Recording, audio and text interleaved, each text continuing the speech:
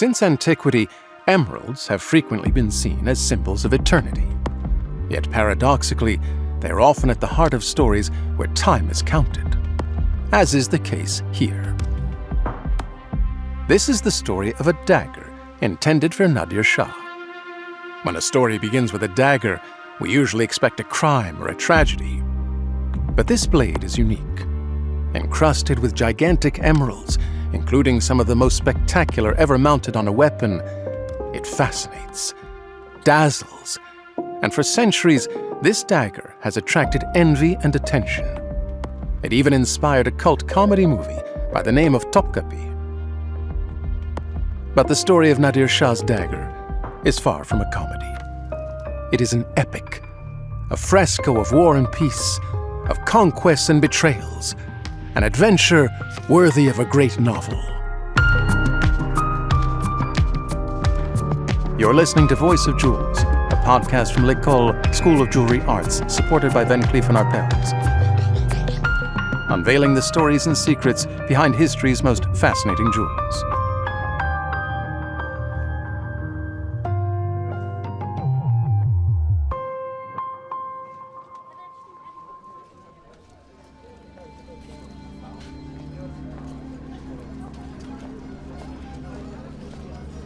Istanbul, January 28th, 1747.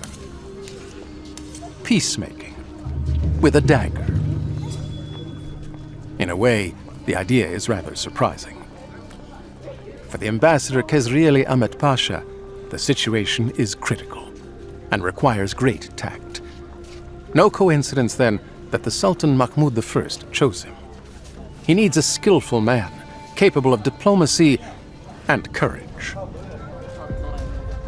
The Ottoman Sultan is sending him to negotiate peace with the Persian Empire, present-day Iran. In other words, he is sending him on a mission to their country's most powerful neighbor. There is no room for error.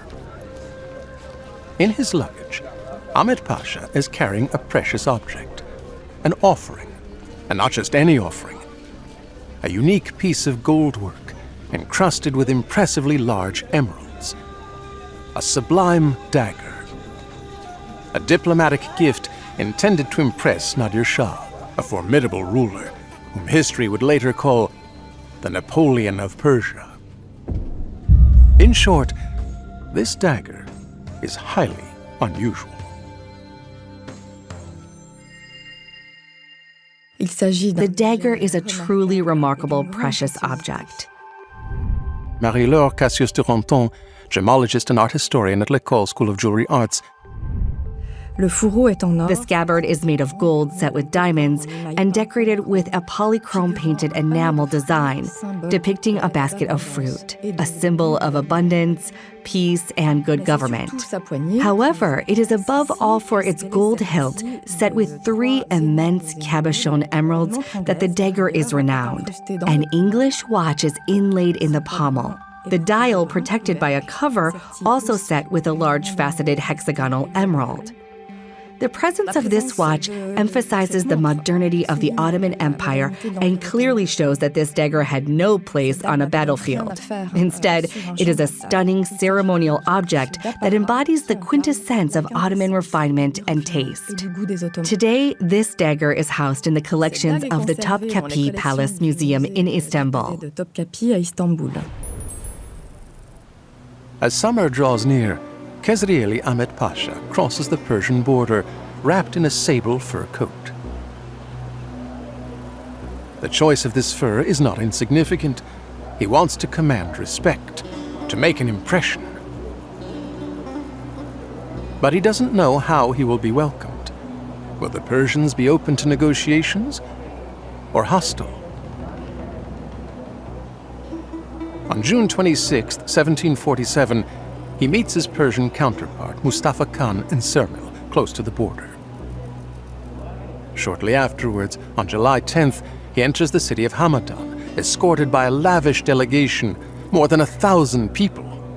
Everything seems to be going to plan. The ambassador appears to be making progress. Success is within reach. But all of a sudden, everything changes. Ahmet Pasha receives shocking news. Nadir Shah, the feared sovereign, has been assassinated. Killed by his own troops on June 19th near Khorasan, the ambassador cannot believe it. Certainly, he had been forewarned of the event. He had received a cryptic letter based on reports from his spies. The Shah's reign is about to end. But he had refused to believe it. The prestige promised by the success of his diplomatic mission was too great, and Khezrieli was reckless. He had already been put in prison for not following orders. But now, he senses the tide turning, and he understands he is trapped. Reports from around the country are alarming. Riots, looting, fighting. Persia is sinking into civil war. The mission is lost, and now it's his life that must be saved. Ahmed Pasha orders his entourage to retreat. He travels hastily back in the direction of Baghdad. But the road is long and perilous, and above all, the royal gift he carries in his luggage, the famous emerald dagger, must be protected at all costs. This emerald dagger is part of the tradition of diplomatic gifts, in which jewels and gems have always played a significant role. These gifts, exchanged between sovereigns, were generally of great value and highly symbolic. In fact, the register of diplomatic gifts preserved at the Imperial Treasury of the Topkapi Palace estimates the value of our emerald dagger at 20,000 kurus, the former monetary unit of the Ottoman Empire. The purpose of this sumptuous gift was indisputably to impress Nadir Shah. This would not have been easy, as Nadir Shah possessed the finest collection of precious objects, jewels, and gems of all time. These are now housed at the National Bank of Tehran. Known primarily for his conquests, Nadir seized the treasures of the great Mughal in 1739. As contemporary Persian historians attest, the quantities of precious objects and gems were such that they gave up trying to inventory them. Amongst these wonders, there were by far more emeralds than any other gemstone.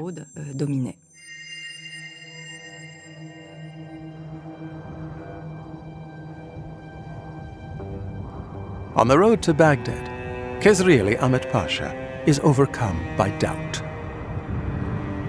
He no longer knows what to do with the emerald-studded dagger and the impressive treasure trove with which he has been entrusted.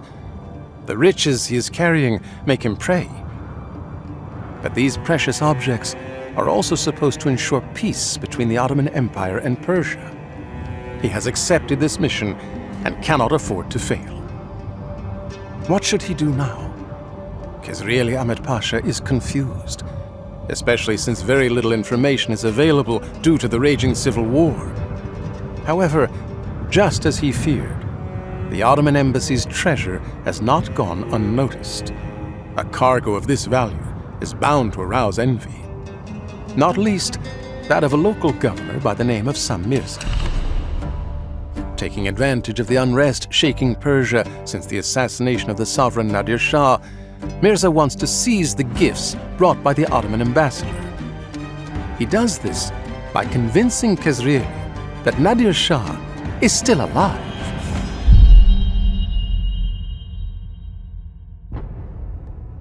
Amidst the confusion, Khezrieli, the Ottoman ambassador, tries to keep a cool head.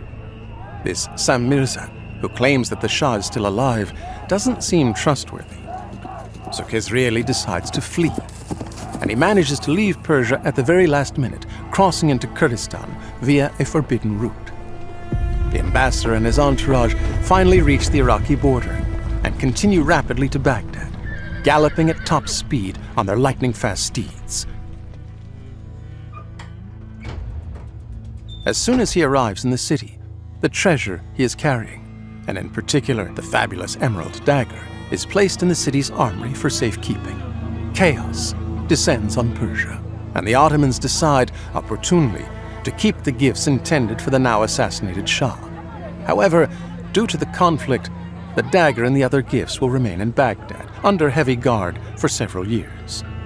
It isn't until February 5th, 1752, 5 years later, on the orders of the Sublime Porte, the Ottoman government, that the precious gifts are returned to Istanbul, where they are reinstated in the state treasury of Enderun.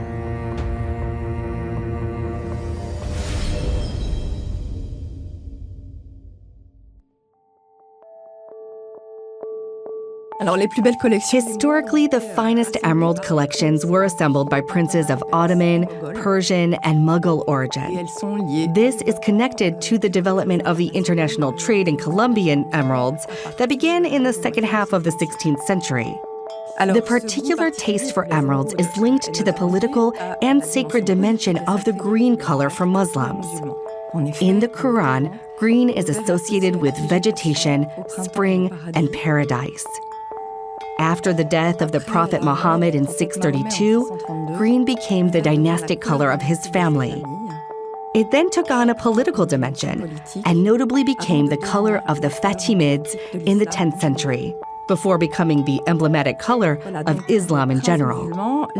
Therefore, for Muslim princes, emeralds were precious gems because of their sacred color. Emeralds were sent as offerings by the Ottoman sultans to Mecca and Medina.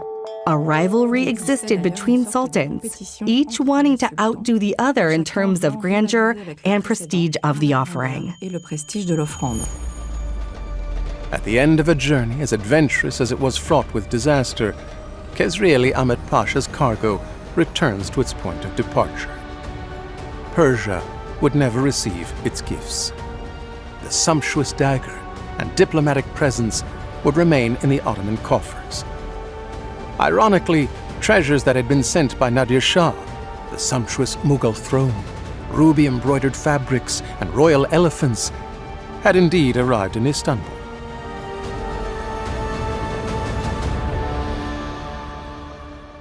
Over the centuries, the magnificent emerald dagger has become a legend. Kept in Istanbul's most famous palace, at the confluence of the Golden Horn, the Bosphorus, and the Sea of Marmara, it is now known as the Topkapi dagger.